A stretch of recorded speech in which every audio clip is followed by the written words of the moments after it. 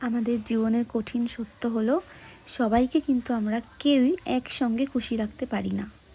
আর সবাইকে খুশি করতে গিয়ে কোথাও না কোথাও গিয়ে আমাদের মনটা খারাপ হয়ে যায়। তাই দিন শেষে তোমার সব কিছুতে যে তোমার সাহারা হয়ে দাঁড়াবে সেই মানুষটাই তোমার একমাত্র নিজের। রামধনু দেখার ইচ্ছে থাকলে বৃষ্টির সঙ্গেও কিন্তু তোমাকে বোঝাপড়া করতে হবে। তাই জীবনের আলোটাকে যেমন খুব হাসি মুখে মেনে নিতে হবে, অন্ধকারের জন্য কিন্তু তোমাকে প্রস্তুত থাকতে হবে। যে জীবনকে সহজভাবে নিতে শেখে তার জন্য সুখ আসাও সহজ হয়ে যায়।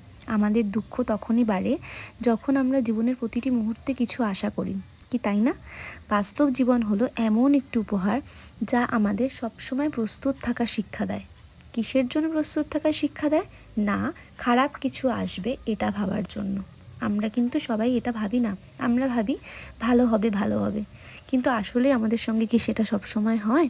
হয় না।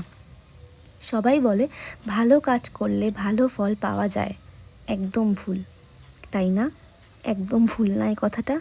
বাস্তবে ভালো মানুষেরই কষ্ট বেশি, তাই তো?